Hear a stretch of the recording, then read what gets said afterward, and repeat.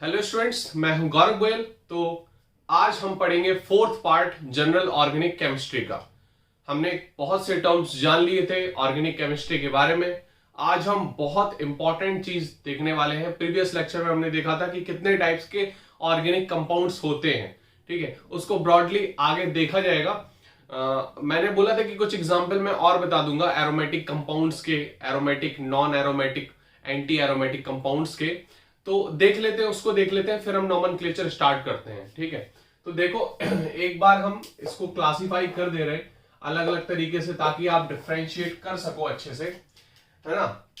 देखो, पहला था एरोमेटिक कंपाउंड्स, है ना। एरोमेटिक कंपाउंड्स को हमें देखना था। फिर हम उसको एंटी एरोमेटिक टर्म देखेंगे, एंटी एरोमेटिक कंपाउंड्स क्या होते हैं, ठीक है। और फिर हम नॉन एरोमेटिक कंपाउंड्स को और देख लेंगे, नॉन एरोमेटिक कंपाउंड्स क्या होते हैं।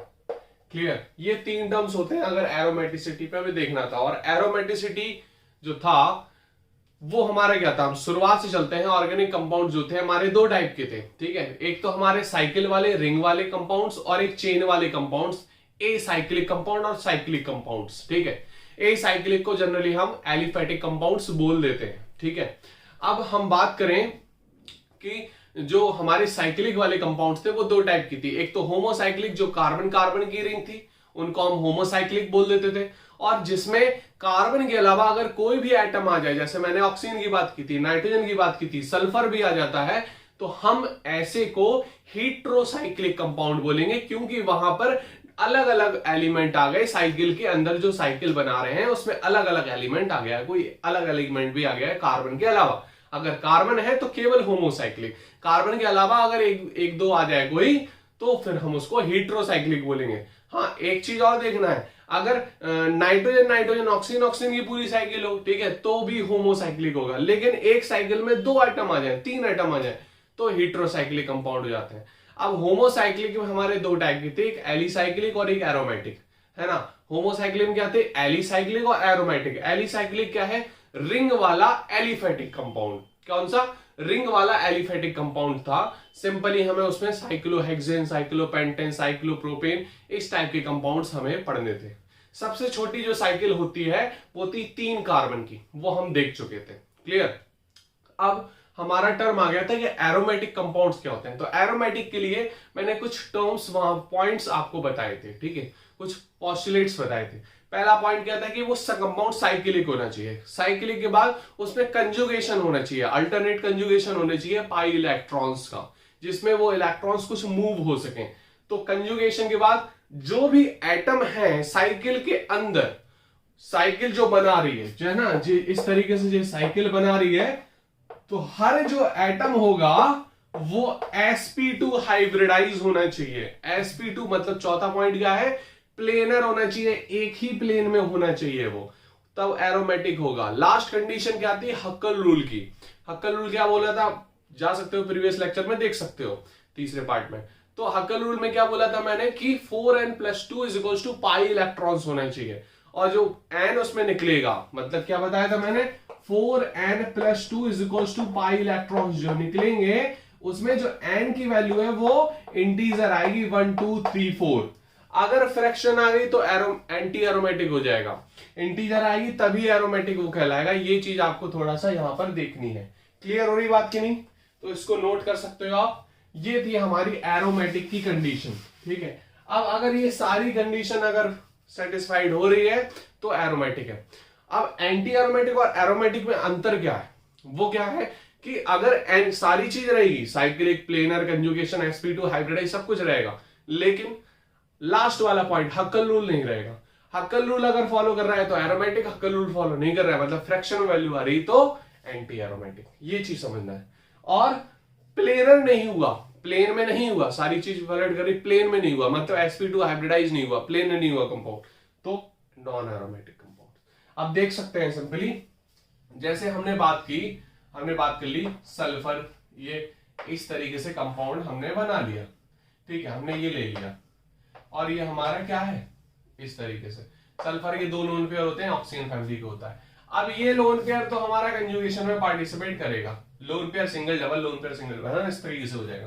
तो अब 4n+2 देखो, कंपाउंड कैसा है, साइक्लिक है, कंपाउंड साइक्लिक है। दूसरी कंडीशन कंजुगेशन है, कंजुगेशन भी है। तीसरी कंडीशन क्या है, तीसरी कंडीशन की कंपाउंड में जो भी एलिमेंट है रिंग में वो sp2 हाइब्रिडाइज होना चाहिए। देखो कार्बन sp2 हाइब्रिडाइज है, देख सकते हो आप, है ना, ये हमें तो हाइड्रोजन बैलेंस करना होता है। कंपाउंड sp2 हाइब्रिडाइज है, बिल्कुल हाइब्रिडाइज है। देखो 3 सिग्मा बॉन्ड आ रहे हैं, 3 सिग्मा बॉन्ड, 3 सिग्मा बॉन्ड, 3। देखो कहीं हाइड्रोजन नहीं लगे हैं तो आपको खुद लगाने हैं वो, क्योंकि कार्बन में हम हाइड्रोजन दिखाएंगे नहीं, वो नोन है, समझ में। जैसे हमने लिखा है 2, तो 2 के आगे प्लस है, ये नोन रहता है, माइनस तो नहीं है ना। माइनस होगा तो बताया जाएगा उसमें, अगर कोई एलिमेंट यहां लगा हो तो वो बताया जाएगा, ठीक है, नहीं तो हाइड्रोजन माना जाएगा। अब इस तरीके से चीजें आपको देखनी है यहाँ पर। तो सल्फर के 2 लोन पेयर, अब सल्फर का जो है वो sp2 हाइब्रिडाइज कैसे है, क्योंकि वैसे तो 2 लोन पेयर है, 2 सिग्मा बॉन्ड, sp3 होना चाहिए, 4 हाइब्रिड ऑर्बिटल हो गई। लेकिन ये लोन पेयर इसमें इस सल्फर का नहीं कहलाएगा, ये हो गया रिंग का लोन पेयर। अब रिंग में पार्टिसिपेट कर गया ये, ठीक है। तो सल्फर की क्या है, 1 लोन पेयर और 2 सिग्मा बॉन्ड, मतलब 3 हाइब्रिड ऑर्बिटल, मतलब sp2 हाइब्रिडाइज।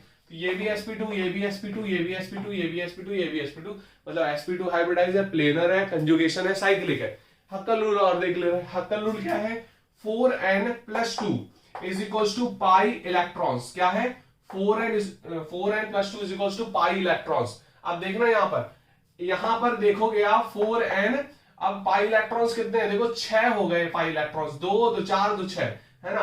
तो 2 माइनस कर दो, 6 - 2 मतलब 4, है ना। तो 4n इज इक्वल्स टू 4 और n की वैल्यू कितनी है, 1, मतलब ये कंपाउंड कैसा है, एरोमेटिक है। कंपाउंड कैसा है, ये एरोमेटिक है। इस तरीके से आपको चीजें थोड़ी सी यहां पर देखनी होंगी।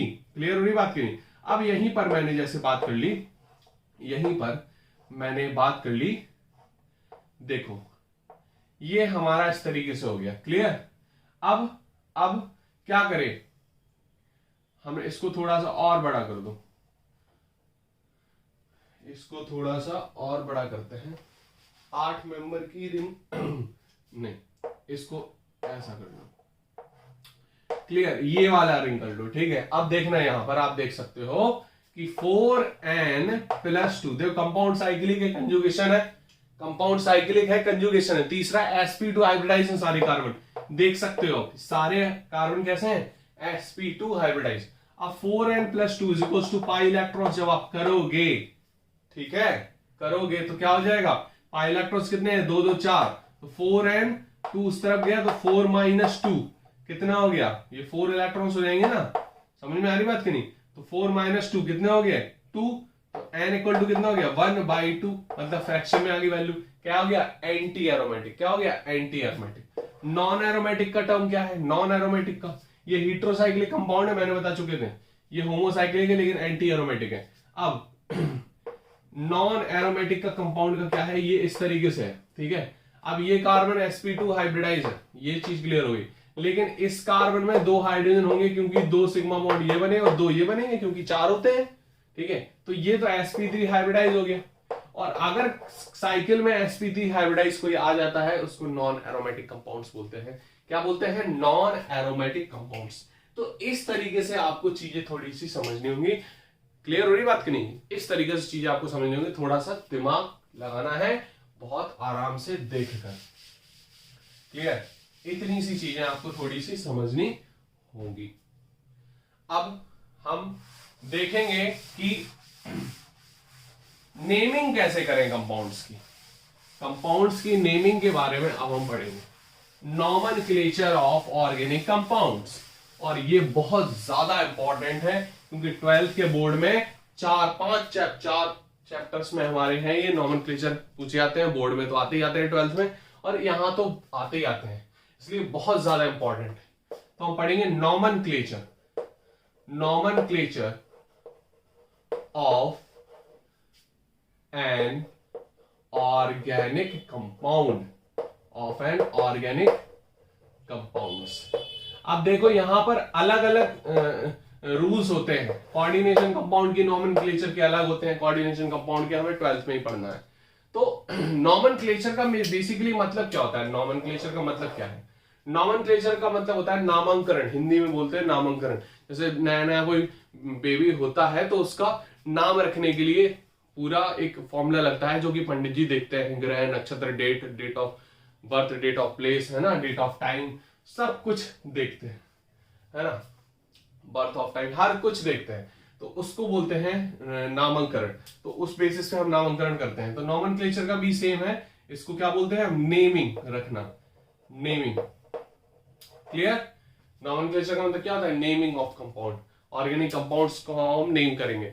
अब कोई भी चीज है, जैसे जो हम लोग के पंडित जी होते हैं वो रूल्स और रेगुलेशन सब कुछ देखते हैं, इसी तरीके से ऑर्गेनिक कंपाउंड्स के नाम रखने के लिए रूल्स और रेगुलेशन देखने होंगे, अगर कोई सही सा नाम रखना है। क्योंकि नेमिंग दो टाइप की होती है। नेमिंग कितने टाइप्स की होती है, दो टाइप की। एक तो हमारी कॉमन नेम जो हम लोग रख देते हैं, गोलू, सोनू, पप्पू, कल्लू, छोटू, मोटू, कुछ इस तरीके से नाम रख देते हैं, तो उसको बोलते हैं कॉमन नेम। क्या बोल देते हैं, कॉमन नेम। लेकिन कुछ ढंग के नाम रखे जाते हैं, तो उसको क्या बोलते हैं हम, यहां पे IUPAC नेम। क्या बोलते हैं, IUPAC नेम।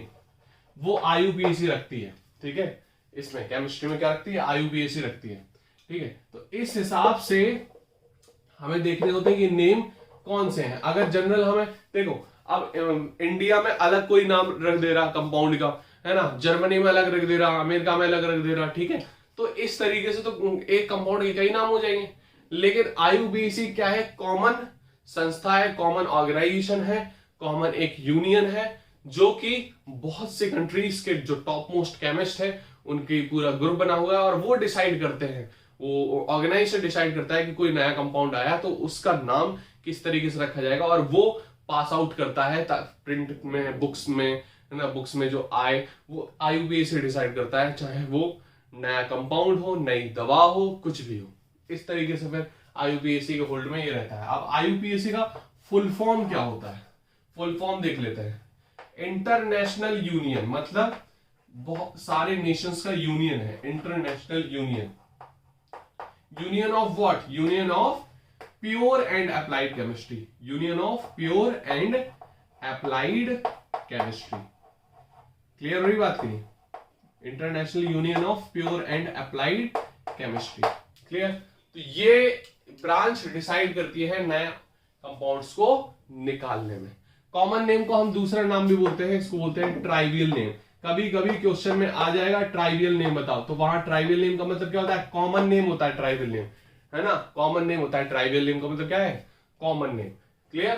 तो इसको नोट कर सकते हो, क्योंकि अलग अलग जो ट्राइब्स होती हैं वो अलग अलग अपने अपने नाम रख देती है, अपने अपने हिसाब से, तो उसको हम ट्राइवियल्स नेम भी बोलते हैं। ये वहीं से आया वर्ड, नोट कर सकते हो फटाफट। तो नेमिंग हमारी दो टाइप की बेसिकली होती है, कॉमन नेम और ट्राइवियल नेम।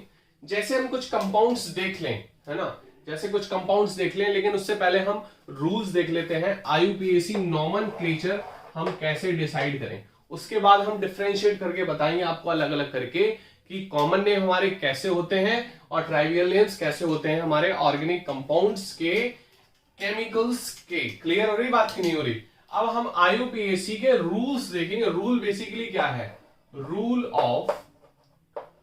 या फॉर्मूला बोल सकते हो। रूल्स तो हम फॉर्मूले के बाद देखेंगे। Formula of IUPAC nomenclature, formula of IUPAC nomenclature, फिर उसके बाद हम रूल देखेंगे। Formula of IUPAC naming, IUPAC naming या नॉमेनक्लेचर बोल सकते हो। Clear? Of organic compounds, of organic compound. Clear? अब क्या करना है बेसिकली, देखो इधर पे ध्यान से देखो सबसे पहले तो हमारा आएगा प्रीफिक्स। क्या आएगा, प्रीफिक्स। फिर आएगा हमारा रूट वर्ड। क्या आएगा, रूट वर्ड। क्लियर? और फिर हमारा आएगा रूट वर्ड के बाद क्या, सफिक्स। क्या आएगा, सफिक्स। तो ये तीन चीज हमारी होती हैं, prefix, root word and suffix. Prefix, root word and suffix. अब सारी चीज हमें देखनी है बहुत अच्छे से। देखो प्रीफिक्स बेसिकली क्या होता है, प्रीफिक्स हम किसको बोलते हैं, सबसे पहले हम टर्म समझते हैं रूट वर्ड। रूट वर्ड को ध्यान से देखना। रूट वर्ड होता है number of carbon, number of carbon present in chain, present in chain, है ना। ये चेन में कितने नंबर ऑफ कार्बन है उसको हम रूट वर्ड बोलेंगे, और सबसे मेन चीज है हमारी। अब अगर रूट वर्ड को देखना है तो 1 कार्बन, एक कार्बन है तो उसको बोलते हैं मैथ, 2 कार्बन है तो एथ, ठीक है, 3 कार्बन है तो प्रॉप, फिर 4 कार्बन है तो ब्यूट, बट नहीं होगा ये, ब्यूट होगा, ब्यूट, ब्यूट पढ़ते हैं इसको, प्रोनाउंस क्या करते हैं, ब्यूट, ठीक है। 5 कार्बन हुआ तो पेंट, 5 कार्बन हुआ तो पेंट। क्लियर हो रही बात कि नहीं? यहां पर देख सकते हो हम लिख दे रहे हैं सीधे, आप ध्यान से लिखते हैं ना, पेंट 5 कार्बन के लिए, हेक्स, हेक्स 6 कार्बन के लिए, हेप्ट 7 कार्बन के लिए, ऑक्ट, ऑक्ट 8 कार्बन के लिए, नॉन, नॉन किसके कार्बन के लिए, 9 कार्बन के लिए, नॉन पढ़ते हैं हम, नॉन। फिर क्या पढ़ेंगे हम, फिर क्या पढ़ेंगे, डैक 10 कार्बन के लिए, फिर डैक पढ़ेंगे, डैश नहीं पढ़ेंगे, डैक, फिर अनडैक, फिर डूडैक, फिर ट्राइडैक, ट्राइडैक मतलब 13, फिर टेट्राडैक, पेंटाडैक, हेक्साडैक, हेप्टाडैक, हेप्टाडैक, ऑक्टाडैक, नॉनाडैक और डेकाडैक, 20 को हम डेकाडैक बोलते हैं। तो इस तरीके से ये आप लिखना है 20 तक रूट वर्ड्स, ठीक है, जो मैंने बोले हैं अभी उसको आपको लिखना है। ये हमारे रूट वर्ड हो गए, क्लियर, मतलब number of carbon present in chain, clear. अब देखो प्रीफिक्स हमारे जो होते हैं वो 2 टाइप के होते हैं, प्रीफिक्स हमारे 2 टाइप के होते हैं और सफिक्स भी हमारे 2 टाइप के होते हैं, क्लियर। ये हमारा 1 डिग्री मतलब प्राइमरी सफिक्स, 1 डिग्री मतलब प्राइमरी सफिक्स, 2 डिग्री मतलब सेकेंडरी सफिक्स, 2 डिग्री मतलब सेकेंडरी सफिक्स, और 1 डिग्री हमारा, 1 डिग्री प्राइमरी और 2 डिग्री हमारा क्या हो गया, सेकेंडरी, ठीक है। तो ये ध्यान देना है, 2 डिग्री हमारा इसमें आएगा, 1 डिग्री बीच में आएगा, आप इस तरीके से देख सकते हो। अब देखो यहां पर ध्यान से चीजें देखनी है। अब 1 डिग्री सफिक्स क्या होते हैं, 1 डिग्री सफिक्स होते क्या है, 1 डिग्री सफिक्स को देखते हैं।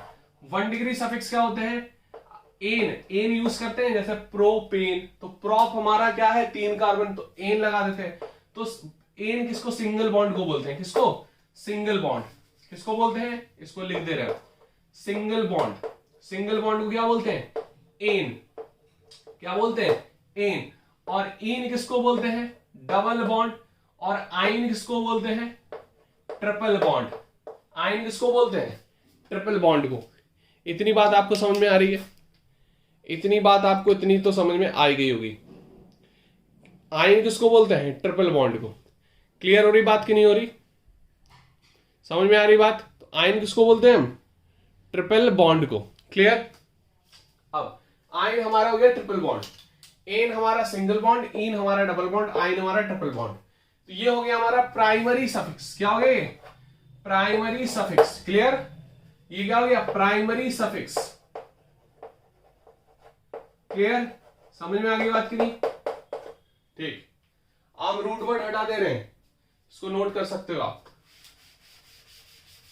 अब देखना यहां पर सेकेंडरी सफिक्स क्या होता है, सेकेंडरी सफिक्स होता है फंक्शनल ग्रुप होता है, फंक्शनल ग्रुप का प्रियोरिटी ऑर्डर होता है, तो इसको बोलते हैं high prior functional group, high prior functional group, मतलब जो हाई प्रियोरिटी में फंक्शनल ग्रुप होते हैं उनको हम क्या बोल देते हैं, सेकेंडरी सफिक्स, क्या बोल देते हैं, सेकेंडरी सफिक्स, जो हाई प्रियोर में होते हैं।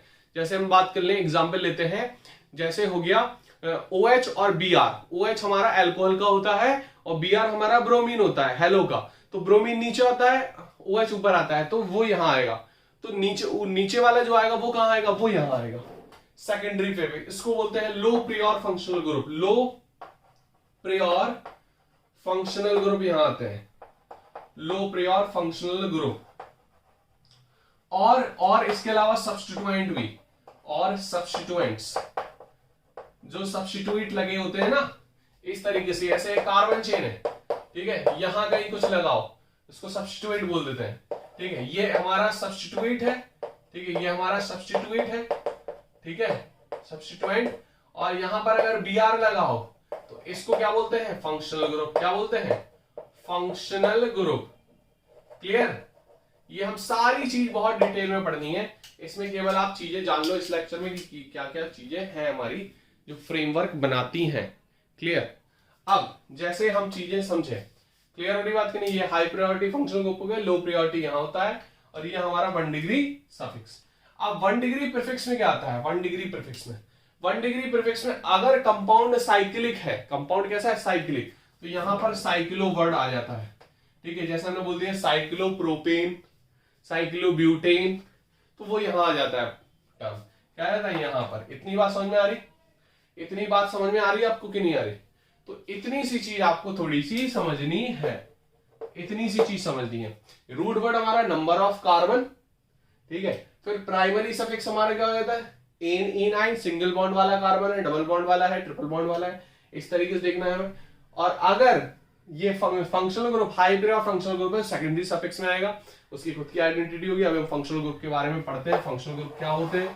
फंक्शनल ग्रुप क्या होते हैं कि जैसे सिंपल सी बात है, सिंपल सी बात है, यहां पे देखो, अगर इतनी सी चीज है, जैसे हमने बोल दिया CH2 है, ये CH2, ये CH3, इससे हम एक H हटा दें, ये CH3 एक H हटा दें और लगा दिया हमने कोई Br, तो ये हमारा एक फंक्शनल ग्रुप कहलाएगा। मतलब हाइड्रोजन डिस्प्लेस करके कोई भी हम एक एटम लगाए या ग्रुप ऑफ एटम्स लगाते हैं, उसको हम क्या बोल देते हैं? फंक्शनल ग्रुप बोल देते हैं। इसको नोट करो फटाफट जल्दी।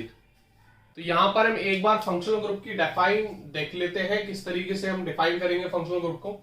पेरेंट हाइड्रोकार्बन, जो पेरेंट हाइड्रोकार्बन चेन होगी, रिप्लेसिंग बाय एटम और ग्रुप ऑफ एटम्स, एटम्स और group of atoms from hydrogen which carry itself a unique property called functional group। Example के तौर पे मैं बता देता हूं, जैसे हमने बात की ये CH3, CH2 और ये CH3, इस तरीके से।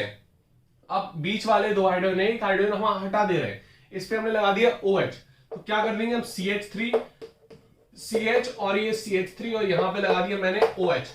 अब ये बन गया अल्कोहल। ये हाइड्रोकार्बन था, है ना, हाइड्रोकार्बन जो पेट्रोल में होता है, ये हमारा अल्कोहल बन गया, मतलब जो हमारा सैनिटाइजर में यूज होता है। तो इस तरीके से हम इसको प्रॉपर्टी बिल्कुल यूनिक हो जाएगी, है ना, itself has unique property called functional group. तो ये हमारा क्या कहलाएगा? फंक्शनल ग्रुप कहलाएगा। इतनी सी बात समझ में आई। अब इसी की जगह हम एसिड लगा दें, है ना, दो मतलब कई टाइप के फंक्शनल ग्रुप होते हैं, 10th में आपने पढ़े होंगे, अल्कोहल, कीटोन, एल्डिहाइड, एसिड, है ना, हेलोजेंस। तो वो हमारे हेलोजेंस में ब्रोमीन, क्लोरीन, आयोडीन हमारे आ जाते हैं। तो अब हमको लगभग यहाँ पे तो 15-16 प्रकार के फंक्शनल ग्रुप पढ़ने हैं, यहाँ पर वो चीज कवर करनी है। तो फंक्शनल ग्रुप की बेसिकली क्या है कि जो पेरेंट हाइड्रोकार्बन है उससे हम हाइड्रोजन रिप्लेस करके हम एटम लगा देते हैं या ग्रुप ऑफ एटम लगा देते हैं, और उसकी कंपाउंड की एक यूनिक प्रॉपर्टी हो जाती है, उसको हम फंक्शनल ग्रुप का नाम दे देते हैं। इसलिए इस तरीके से हम डिफाइन करेंगे। इसको फटाफट आप नोट करो, फिर हम आगे बढ़ते हैं। बेसिकली होमोलोगस सीरीज क्या होती है, फिर हम उसको देखते हैं। होमोलोगस सीरीज बेसिकली होती क्या है? फंक्शनल ग्रुप के बाद हमें इसको देखनी होती है। फंक्शनल ग्रुप के बाद होमोलोगस सीरीज बेसिकली हमारी होती क्या है, बात करते हैं होमोलोगस सीरीज की। Homologous series, homologous series, homologous series क्या है? समझ में आ रहा होगा। होमो का मतलब क्या होता है? सेम। तो होमोलोगस सीरीज का मतलब सेम जो यूनिक प्रॉपर्टी के होते हैं कंपाउंड। जैसे अल्कोहल की बात करें तो अल्कोहल में सबसे छोटा अल्कोहल जो है तो वो होता है मीथेनॉल। क्या होता है? मीथेनॉल। अब ये बिल्कुल इंक्रीजिंग ऑर्डर में कार्बन चेन बढ़ती जाएगी, CH2OH, ये हो गया इथेनॉल क्योंकि 2 कार्बन है। फिर हमारा प्रोपेन हो जाता है, 3 कार्बन के लिए हम क्या यूज करते हैं? प्रोपेन। तो ये प्रोपेनॉल हो जाएगा। क्या हो जाएगा? प्रोपेनॉल। इस तरीके से 4 कार्बन में क्या हो जाएगा? ब्यूटेनॉल हो जाएगा। क्या हो जाएगा? ब्यूटेनॉल, है ना। तो ये हमारा जो इंक्रीजिंग ऑर्डर में बढ़ना है, ये अल्कोहल की क्या हो गई? होमोलोगस सीरीज हो गई, है ना। इसी तरीके से हम एल्केन की बात करें तो एल्केन में हमारे क्या हो जाएगा? सबसे छोटा एल्केन मीथेन, है ना। फिर क्या हो जाएगा? इथेन हमारा हो जाएगा। एन चलता है ना एल्केन में, तो ठीक है। फिर हमारा 3 कार्बन का क्या हो जाएगा? प्रोपेन हो जाएगा, ठीक है। 4 कार्बन का हमारा क्या हो जाएगा? ब्यूटेन हो जाएगा, ब्यूटेन। इतनी सी बात आपको समझ में आ रही है ना। तो इस तरीके से हम देखते हैं। ये हमारी अल्कोहल की हो गई होमोलोगस सीरीज, ठीक है। तो ये हमारी किसकी हो गई? अल्केन की हो गई। क्लियर हो रही बात की नहीं? तो इस तरीके से चीजें देखी जाती है थोड़ी सी, ठीक है। तो ये हमारी होमोलोगस सीरीज हो रही। तो होमोलोगस सीरीज में हम लिख क्या सकते हैं? Homologous series are defined a series of similarly constituted compound, a series of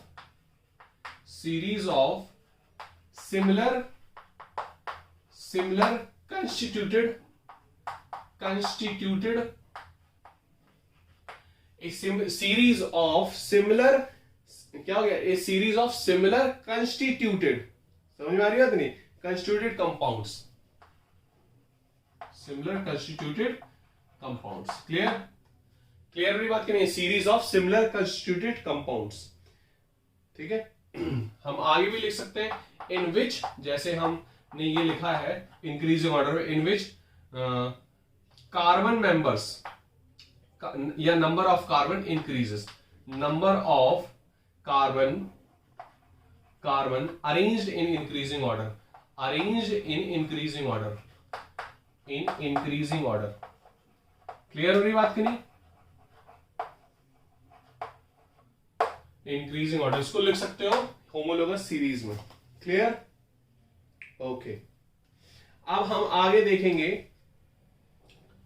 अब जैसे हमने कॉमन नेम की बात की थी, ठीक है, तो कॉमन नेम IUPAC नेम को और हम देख लेते हैं, इसको फटाफट आप नोट करो, फिर हम आगे बढ़ते हैं।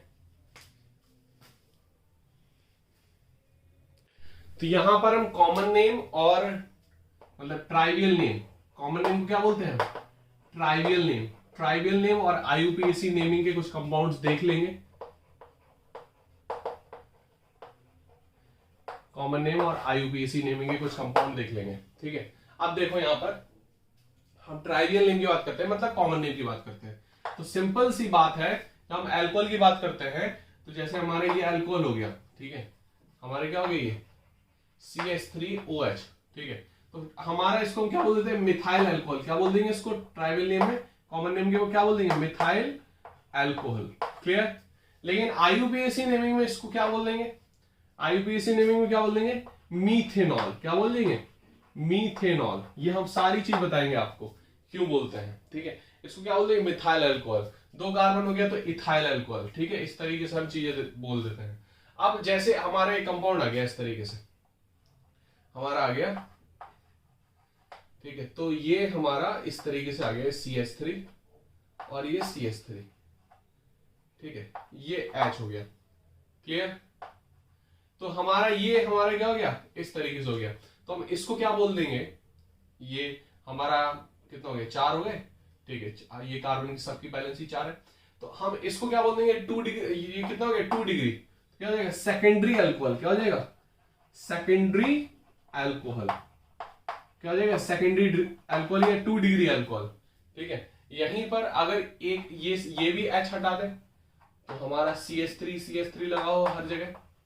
ठीक है, तो ये हमारा क्या हो जाएगा, टर्सरी अल्कोहल, क्या हो जाएगा, टर्सरी अल्कोहल या 3 डिग्री अल्कोहल, टर्सरी अल्कोहल या 3 डिग्री अल्कोहल, इस तरीके से चीजें हो जाएंगी, टर्सरी अल्कोहल या 3 डिग्री अल्कोहल। क्लियर, अब जैसे कुछ कंपाउंड्स हमारे होते हैं, हमने ले लिया CHCl3, तो इसको हम बोल देते हैं क्लोरोफॉर्म, क्या बोल देंगे, क्लोरोफॉर्म। क्लियर हो रही बात की नहीं, तो इस तरीके से ये कॉमन नेम होते हैं हमारे। क्लियर, ये हमारे हम IUPAC नेमिंग में हम सब बाद में देखेंगे, जब तक हम रूल्स पढ़ नहीं लेते तब तक हम नहीं बताएंगे, क्योंकि यहाँ पर फिर हो जाएगी आपको मिसकंफ्यूजन्स, है ना, मिसअंडरस्टैंडिंग्स हो जाएंगी। केवल अभी कॉमन नेम के बारे में आप देख लो थोड़ा, ठीक है, फिर हम IUPAC के पूरे रूल्स बताते हैं, अभी तो केवल मैंने फॉर्मूला बताया है। क्लियर, तो अगर देखना हो तो आप देख सकते हो, ये तो हमारा मीथेनॉल सिंपल हो गया था, ये हमारा लॉन्गेस्ट कार्बन चेन, इसमें देखते हैं तो हमारे क्या हो जाएगा 1 मिथाइल इथेनॉल, इस तरीके से ले लेंगे 1 मिथाइल इथेनॉल। ठीक है, ये हमारे हो जाएगा 1 डाई मिथाइल, या इस तरीके से ले लो तो हमारा इस तरीके से हो गया। ठीक है, तो 2 मिथाइल और propane 2 all, 2 methyl propane 2 all, इस तरीके से नाम ले लेंगे इसका, 2 methyl propane 2 all, propane 2 all. तो अभी ये आपको समझ में नहीं इसलिए नहीं आएगा क्योंकि हमने आपको रूल्स नहीं बताए, तो वो मैं अभी बताऊंगा तभी क्लियर होगा। क्लियर, तो इस तरीके से हमारा नाम है। ठीक है, अब जैसे बहुत से चीजें हैं, जैसे हमने बात कर ली, इसको नोट कर सकते हो, इसको हटा दे रहे हैं फिर। ठीक है, अब जैसे हमने बात की किस चीज की, हमने जैसे बात की CH3 C double bond OCH3, ये आपने देखा होगा 10th क्लास में। इसको हम कॉमन नेम में क्या बोल देंगे, एसीटोन, क्या बोल देंगे, एसीटोन। क्लियर, लेकिन ये कॉमन नेम मतलब ट्राइवियल नेम है, कॉमन नेम में हम इसको क्या बोल देंगे, एसीटोन, और IUPAC में क्या बोल देंगे इसको, प्रोपेनोन, क्या बोल देंगे, प्रोपेनोन, क्योंकि 3 कार्बन का है और क्या है, ये कीटोन है, तो क्या हो जाएगा, प्रोपेनोन। क्लियर, इस तरीके से हम इसको देखते हैं। अब जैसे हमारा एक और हमारा आ जाता है, तो ये हमारा क्या हो जाएगा एल्डिहाइड में, तो इसको क्या बोल देंगे, फॉर्मल्डिहाइड। क्या बोल देंगे, फॉर्मल्डिहाइड। ठीक है, क्लियर। और इसको क्या बोल देंगे आईयूपीएसी में, मीथेनल। क्या बोल देंगे, मीथेनल। अभी हम सारी चीज बताएंगे तब क्लियर हो पाएगी, कॉमन नेम केवल आप जान लो, फॉर्मल्डिहाइड। अब एसिड में बात करें तो COOH है ना, ये एसिड हो गया ना, एक कार्बन का एसिड है, तो इसको बोलते हैं फॉर्मिक एसिड। जो लाल चींटी में होता है ना, लाल चींटी काटती है तो स्वेलन आ जाती है, तो उसमें फॉर्मिका होता है, तो फॉर्मिक एसिड उसको बोलते हैं। क्या बोलते हैं, फॉर्मिक एसिड। फॉर्मिका वर्ड से आया ये। अब इसको क्या बोल देंगे, एक कार्बन का है तो इसको क्या बोल देंगे, मीथेनोइक एसिड। मीथेन आएगा ना, एक कार्बन क्या आता है, मीथेन, तो इसको क्या देंगे, मीथेनोइक एसिड। ओइक एसिड आता है। अब यहीं पर 2 कार्बन का अगर एसिड आ गया, 2 कार्बन का एसिड आप जानते हो, जो आप पीते हो उसमें विनेगर होता है ना, सिरका जिसको बोलते हैं, 8% उसमें विनेगर होता है, तो हम इसको क्या बोल देंगे, एसिटिक एसिड। क्या बोल देंगे इसको, एसिटिक एसिड। क्लियर हुई बात की नहीं। लेकिन वहीं पर हम आईयूपीएसी में जाएंगे तो इसको क्या बोल देंगे, इथेनोइक एसिड। क्या बोल देंगे इसको, इथेनोइक एसिड। तो इस तरीके से चीजें हमें थोड़ी सी देखनी पड़ेंगी यहाँ पर। क्लियर हो रही बात की नहीं हो रही, यहां पर यही चीजें आपको थोड़ी सी देखनी पड़ेंगी। क्लियर। अब जैसे एक टर्म और आ जाता है, जैसे हमने बात की, ये CH3 हो गया। ठीक है, ये हमारा CH3 है, ये हमारा CH3 है। ठीक है, तो हमने आपको बताया होगा ये पूरा जो है, ये इसको बोल देते हैं आइसो ग्रुप। ठीक है, तो इसको कॉमन नेम में क्या बोल देंगे, आइसोब्यूटेन। क्या बोल देंगे इसको, आइसोब्यूटेन। क्लियर हो रही बात की नहीं, आइसोब्यूटेन। लेकिन यहीं पर क्या हो जाएगा, 2 मिथाइल प्रोपेन। क्या हो जाएगा, 2 मिथाइल प्रोपेन। तो यहां पर ये चीजें हमें आपको समझानी थी कि ये हमारा 2 मिथाइल प्रोपेन हो जाएगा। क्यों, क्योंकि ये पूरी एक चेन में आ गई और 2 पे मिथाइल लगा, 2 मिथाइल प्रोपेन, 3 कार्बन की चेन हो गई। ठीक है, लेकिन इसको हम आइसोब्यूटेन बोल देंगे। यहीं पर अगर हम कॉमन नेम की और बात करूं, ठीक है, इसको नोट दिख रहा है आपको, क्लियर। तो यहीं पर मैं और बात करूं, एक एग्जाम्पल और ले लेता हूं, तो फिर चीजें क्लियर हो जाएंगी। तो यहीं पर मैं एक और एग्जांपल ले लेता हूं, जैसे अगर आ गया CH3। ठीक है, ये CH3, ये CH3 और ये CH3, पूरा का पूरा आ जाएगा, मतलब चारों तरफ CH3 लगे हैं एक कार्बन में। ठीक है, क्या लगे हैं, चारों तरफ क्या लगे हैं, CH3 लगे हैं, क्लियर, कार्बन में। अब देखना यहां पर, अब जैसे इसको हम क्या बोल देते हैं, नियो। अब कितने कार्बन है टोटल, 4, तो अगल बगल लगेगा 5 कार्बन, तो क्या बोलते हैं इसको, नियो पेंटेन। इसको बोलते हैं नियो ग्रुप। क्या बोलते हैं, नियो। इसको आइसो बोलते हैं, इसको नियो बोलते हैं, नियो पेंटेन। अब लेकिन अगर हमें उसमें आईयूपीएसी में जाना है तो इसको चेन लेंगे पूरा, तो 2 डाइमिथाइल आ जाएगा, तो क्या हो जाएगा, 2,2 डाइमिथाइल प्रोपेन। 2,2 डाइमिथाइल प्रोपेन हो जाएगा ये। तो इस तरीके से चीजें आती हैं, थोड़ा सा सब क्लियर हो जाएगा। अभी इसको नोट कर सकते हो आप, फिर हम आगे और भी लेक्चर में हम अच्छे से देखेंगे।